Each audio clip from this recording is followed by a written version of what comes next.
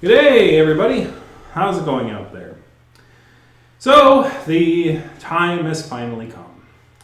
The first convention, the first larger conventions are starting to open back up. There has been some conventions that have been held during the thing, and Global Furry Television has been doing a good job keeping tabs on conventions that have been held and which ones have, had to hold off even more. And they've been a great help and resource. And I would always recommend their channel if you want more good furry news content with a little less rambling, as it were. A little more professional, a little more clean, a little less off the cuff. A little less improv going on. So if you want to give their channel a like, it's down there. But as we come into fruition of vaccines going out to people, conventions are starting to look into opening back up.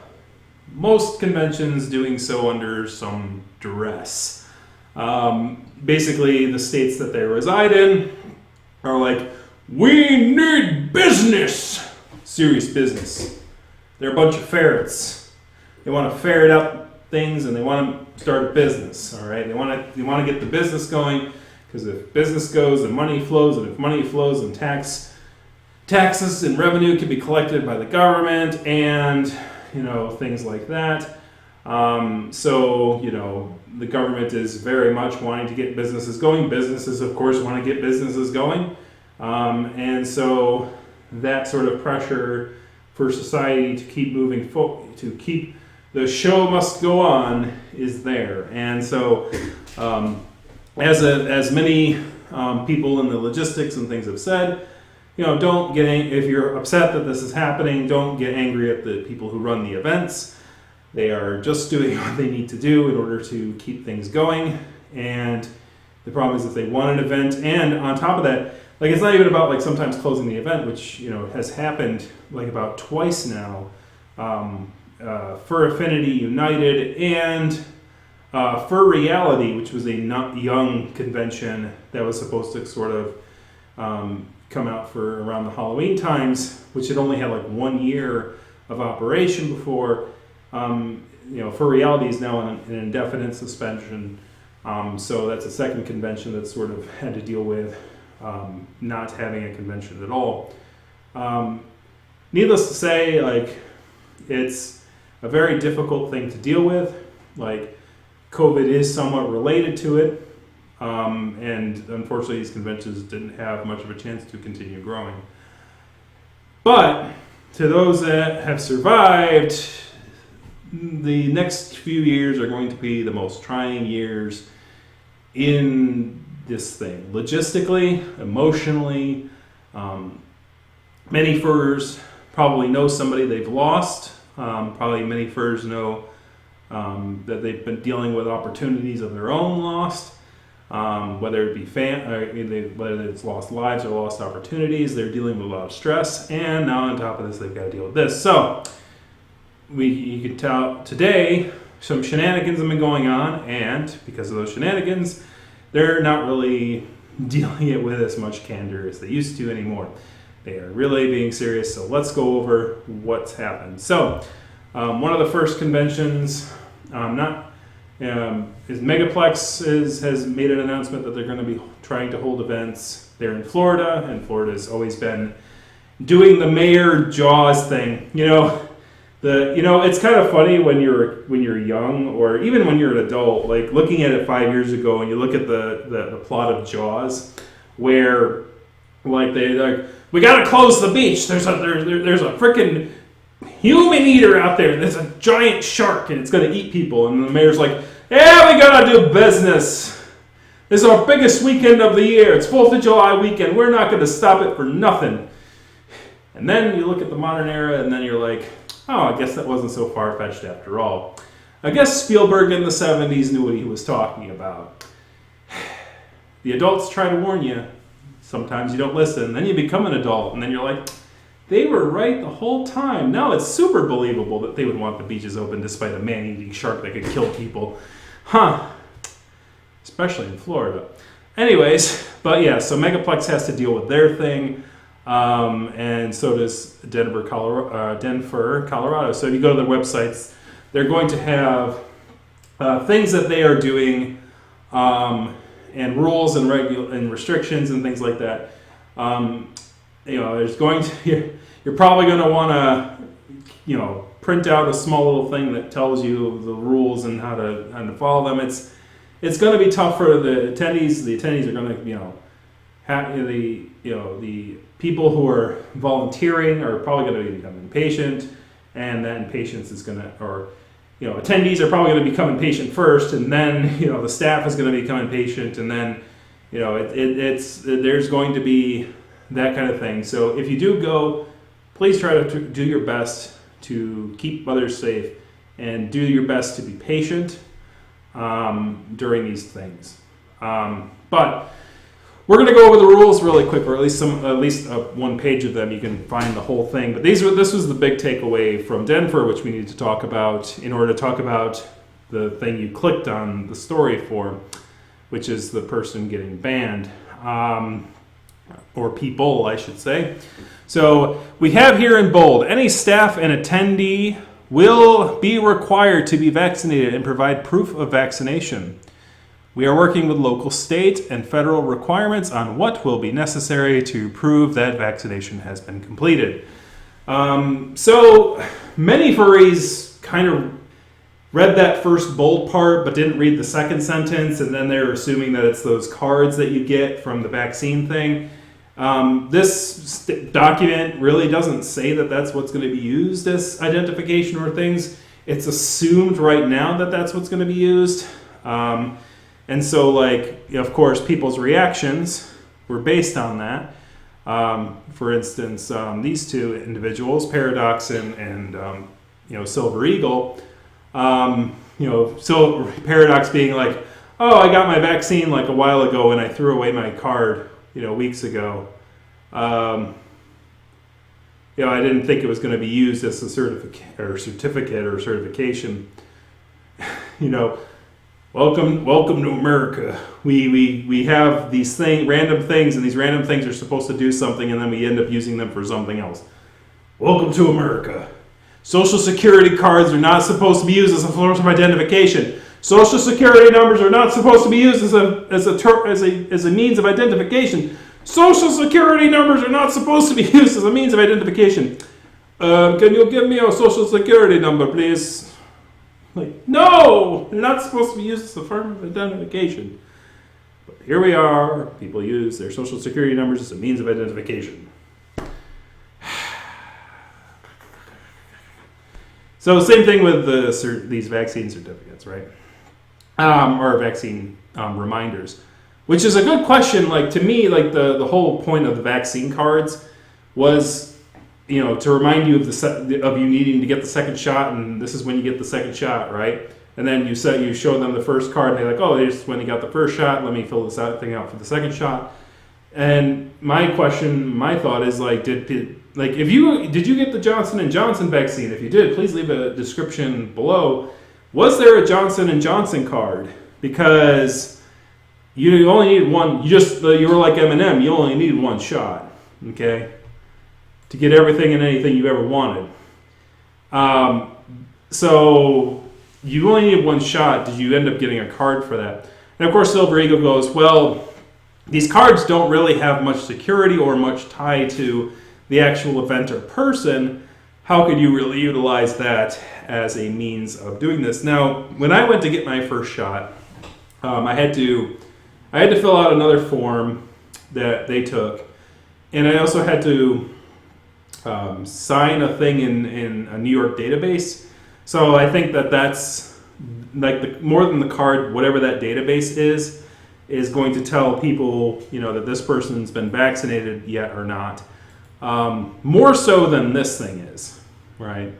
More so than, which is why they say that they're going to be working with, local, state and federal, things in order to try and figure that out. Once again, logistical nightmare. If you have people traveling from out of state, you're going to have to deal with how do you do that.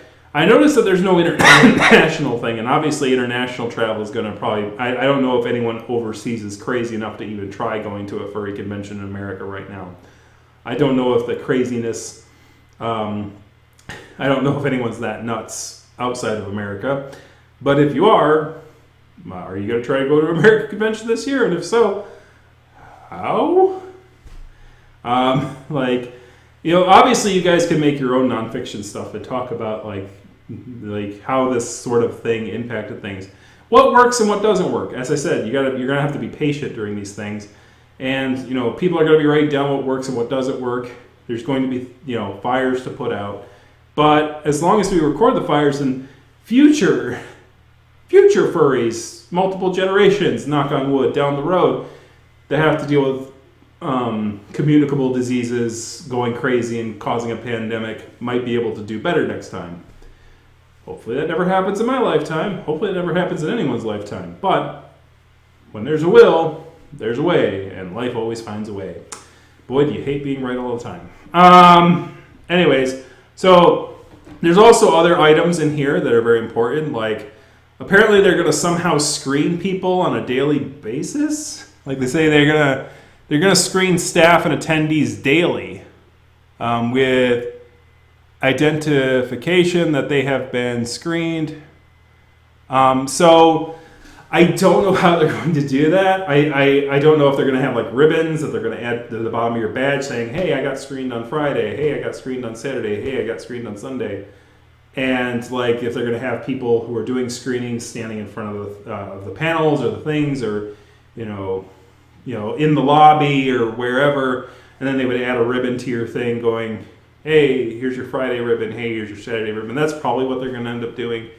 Once again, major logistical headache. What happens if someone forgot to get their screening one day? And is it something they have to go to a specific place for? Like, there's some details that you're obviously going to have to wait for as they hash them out. And if you're going, then to be sure to keep up to date at their site. For sure, it's going to be very tricky. So they talk about wearing the mask and basically the rules behind wearing the mask, what kind of masks you can wear, wearing a mask under your mask. So I got to pull my mask under my mask, and my glasses fog up enough as it is. So now, like with this mask on, with the thing mask on, it's going to be like double foggy. You can't see crap. But it's a safety thing. So getting hit by a running into people. It's like, how am I supposed to maintain 6 feet of distance if I can't see anybody? Oh, that would be so stressful. I'd be like, I can't, like, I want to try to keep 6 feet away from you, man. I want to try to keep away from you, but I can't see because I've got a mask, and my glasses are like, like, I can't see. Anyways, so be aware of that. There's supposedly, if you put a Band-Aid over the mask top, it does kind of mitigate some of the. It does sort of mitigate some of the things. Wear maybe wearing an Under Armour with an extended neck, right? That might be the best thing you can do, like for wearing a fursuit. So you have your Under Armour. If you could just find one with like a cloth that extends over your mouth, then you can kind of do that as well, and that might cause less fogging. Think of solutions. Furries are creative. You can do it. It's like we have new restrictions. We're gonna find out how to work our ways through those restrictions without doing anything bad. But we'll get to that.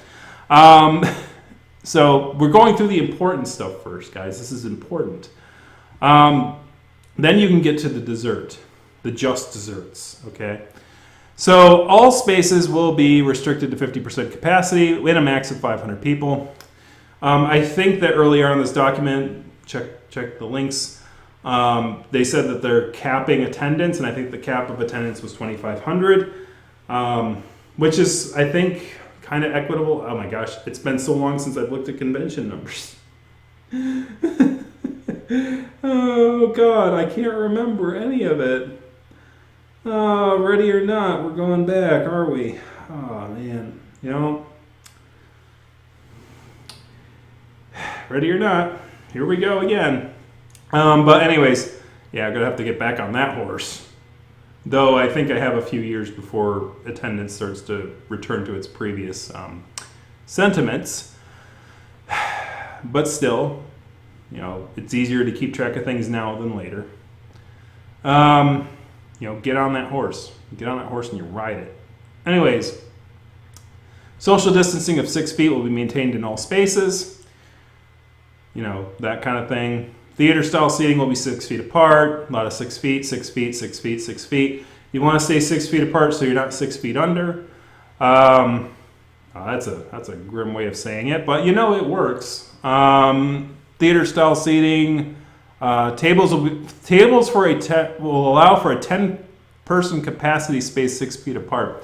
How did that work? Did they get like a hexagon or like a decagon table? Because that's impressive. That's a 60-foot table, right?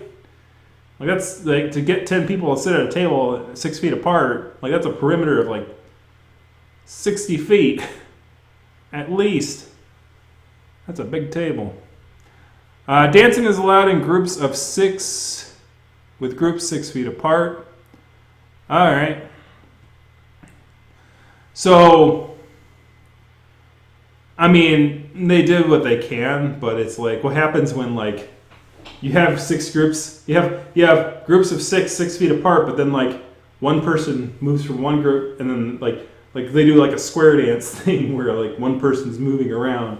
It's at that point, that. So I guess the special number here is 6, guys. We are at the end times. 6 feet apart, group of 6. January 6th, in which I had $666 of capital gains year, Robinhood count to date. That was a weird day. Anyways, main stage front seats will be spaced 25 feet away from the stage to allow for performers to perform without wearing a mask. Oh, 25. Ooh. Why not multiply by 6? 32. It's a multiple. It's a multiple of 6. Exhibit tables will be 6 feet apart. Food and beverage, all items will be served by an attendant or will be prepackaged. Areas will be designated for food and beverage consumption. So guess what? You don't have to spoon your own stuff. Somebody else will do it for you, or it'll be prepackaged stuff. Those are your options. You could also, if you want to save money, bring your own food. Bring some bread and peanut butter. That's what I do. Bring some granola bars. That's what I do. Because I'm a cheapskate. You can eat at this fancy restaurant, or you can eat sandwiches. Bring your own sandwich. Signature. So you'll have to also sign a thing at your own risk. And so it goes on and on and on. I just wanted to cover some of the bigger ones here, and go over how logistically difficult this is going to be. So, as I said before, be patient, and hopefully you will. Good. And speaking of impatience, one person had the gall, had the cojones to respond to the tweet that had this thing with, well, I guess if I'm not getting those damn shots, well, I'm just going to have to forge a thing then if I want to get in your convention. And I'm like, luckily for them, I suppose, is that they never wanted to go to the convention in the first place. And it's you don't have, if you don't want to go somewhere, you don't have to burn bridges. You could just not go. If you don't want to get vaccinated, don't get vaccinated. But you're not going to be able to go to a furry convention, for at least probably a year until herd immunity is reached. And then it's okay, you're afraid of a needle, fine. We've reached herd immunity at this point, and you no longer have to face the scaly needle. Some people are freaked out by hospitals and needles. I understand that. It's an issue, but to me, it's the choice between getting a shot and taking 15 minutes, or not getting a shot and either dying or, even worse, transmitting it to somebody I care for. That's the worst thing. Like if you like that those are the most tragic stories of this. There's pretty tragic stories. It's like people who get maimed, like people who don't die, like people who get this disease, and then they're maimed. They're disabled for basically the rest of their life. Their lung capacity is decreased. They have muscle fatigue. Their heart has palpitations, things like that. Their lungs and their cardiovascular system takes a harm. And so, like, you have this situation where, that can happen, where people get maimed. And even worse is when somebody who's got a pretty good immune system catches it, don't know they have symptoms, passes it on to somebody else, and that somebody else has a more adverse reaction to it, and they end up dying. Like, that's the worst. And there are stories about that kind of situation, too, where people have inadvertently killed people that they've cared for and care for and love through this situation. And so people take this thing very seriously. It's killed 500,000 Americans. It's killing right now in India about, I think the death toll is up to 300,000 a day. Like they're really dealing with a epicenter degree that is beyond what any of us has faced so far. There's even concerns about new variants coming out. Obviously, hopefully, the vaccines will still do their job. And, obviously, if there's new variants, we'll have to figure out how to deal with that. Hopefully, all the variants are, the vaccines will help against those. But that's, neither here nor there. It's a developing situation. And so, but some obviously didn't take it too seriously, don't take it too seriously. They think they know everything. And, it's the old Noah story. Oh, it's going to rain and flood. Ha, you're a fool. I want to help as many people as I can, but only the animals will listen to me. So you animals, get on the boat. And I would rather be a sheep in the story of Noah than a human, is what I'm saying. So you want to be a sheep? It's like in the story of Noah, I would rather be a sheep than the non-Noah humans, okay?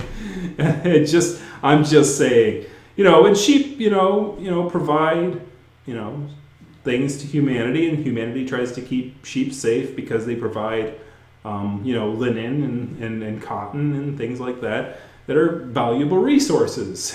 And so, I like being able to provide my species, with services and not being dead.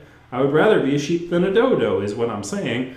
Because a dodo don't exist, because humans didn't care for dodos too much.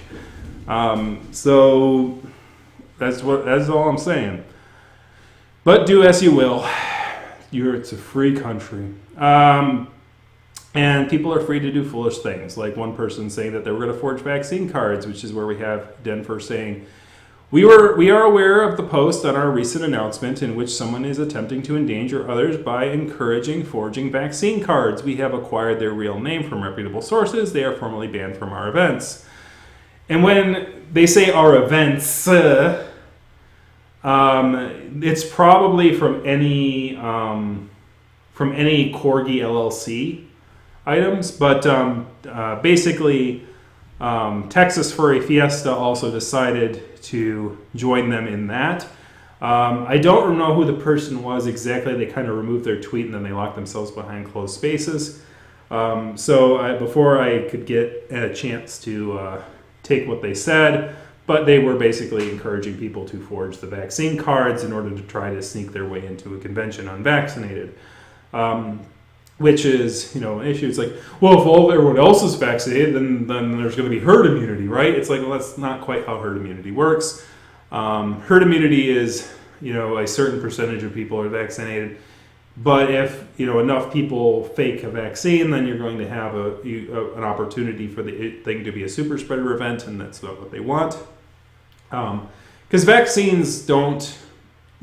Here's a little secret. Vaccines don't necessarily mean you will never, ever get the disease. Vaccines are a huge preventative. It's sort of like wearing a condom when you're doing the hibbity-dibbity. Like, it'll help prevent a lot of things, but doesn't necessarily mean that it's going to be 100% effective. There is a slight chance that you would still have a problem, right? Especially if you don't wear it right. You know, sort of like your mask. If you don't wear your mask right, you're going to have an issue. So, you know, wear your mask right, wear it right, do it right, okay? So when you get a vaccine, like it lowers your chance of getting infected, but it doesn't make it zero, absolute zero. The fact that it lowers the chance for the disease to transfer via vectors, which is, you know, per contact, since it lowers that chance, eventually it lowers the chance so much that the disease itself sort of stagnates and starts to decline in transmission. And since it declines in transmission, it's left out in the cold and eventually starves, and then you achieve what's called herd immunity. That's my layman thought on it. That's at least my understanding of it. Sailor Scout can probably tell you much better than I can in my layman's terms. But Sailor Scout could correct me if I'm wrong. But you know, she does good things, so you can follow her Twitter feed if you want more information on some of the nerdy aspects of this kind of stuff. So basically, Texas Furry Fiesta joined in banning this individual. And they plan on having their convention in 2022 as they stay here. Usually that's an early year convention. And then a second person got nailed for doing the same thing. Only this one, they do have the screenshots. And once again, Denver decided to put their foot down on this person to do that. So basically, this was a person called Raccoon, a man who needs no introduction.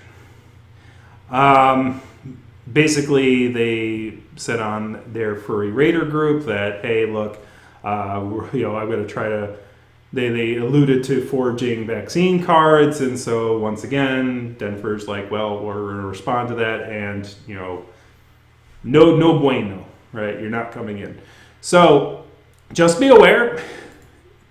Even if you don't care for vaccines, even if you don't plan on getting one and waiting out for herd immunity, don't go around encouraging people to forge documents like that. Obviously, for legal reasons, number one, and number two, conventions are not going to take it. So, glim.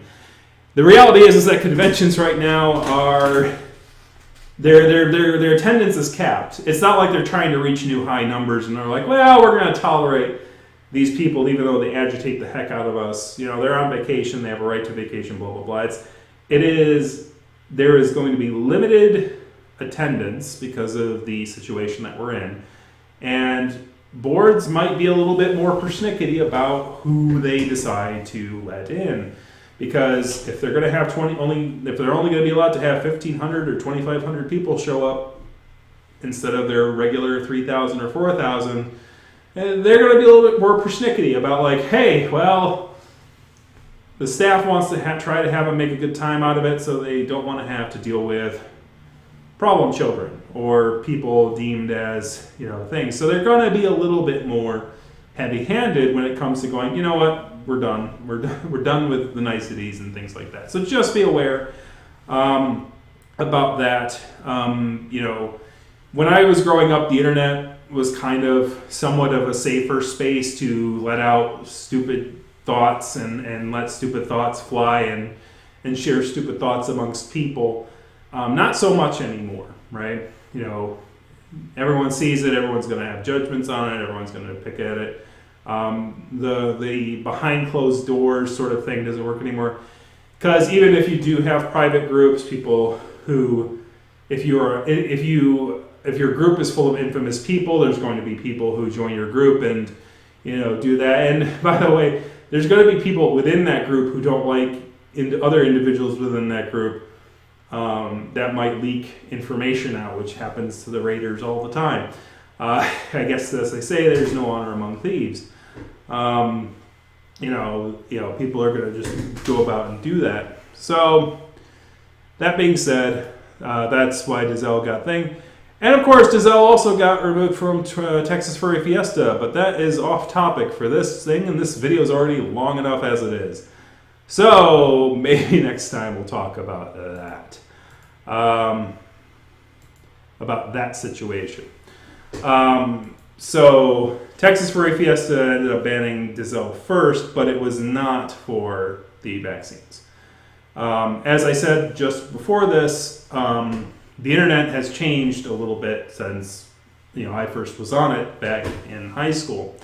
More people see things, more people judge things, and more people are going to make judgment assessments based upon the kind of content people give out. So, Diesel Raccoon is infamous for some of the content that he gives out. And that content was at one point so controversial that they decided to remove him from attending, but not for the vaccine thing, but for that thing. So, but that's a video for another time. So be here. Click the subscribe button because that one's probably on its way next time. Thank you very much for watching this long and arduous video. As said, it's long enough for me to talk about it. Imagine having to implement all this stuff. So please, please, please show your support to the people who are volunteering at these conventions because this year is going to be hell. And because of all the sixes, right? 6 feet apart, 6 groups of 6. 6. Or we're going to limit our attendees to 666 people. The Halloween one should do that this year. They're like, we're going to limit our attendance number to 666. Stay 6 feet apart. You could stay in groups of 6. You could have 111 groups of 6 at the dance party. But wait. Well, we're probably only going to limit. They're probably going to have a room limit on that. But whatever. Anyways, enough rambling. Thank you very much for watching. Kick a comment in the comment section. Kick a like, kick a subscribe. Next time, we're going to talk about something else. As long as nothing else interrupts me. The wheel in the sky keeps on turning, man. You don't know where we'll be tomorrow. No, that's not the end card. That's the end card. I do it live. See, I have a bad enough time. I'm not wearing a mask under my mask, and I couldn't even find the end button. You can only imagine. Also, yes, give distance to fursuiters. Be sure that they can see you, because if they're going to have to wear a mask under their mask, it's going to be a lot harder to see. So more so than it usually is, especially if they wear glasses. So just be patient. Be patient, and find like sticks that you could give like 6 feet hugs. Like, here is my 6-foot hug stick. You're hugged. Oh, man. Or use your feet. Shake kick out your foot and, do a little football shake, right? Yeah. Ruse like football shakes. Don't shake hands, shake footballs. Do it, man. You know you want to. You can also sit on your tail while doing it. Stop talking. It's over. Why are you still here? Why am I still here? Go. Bye.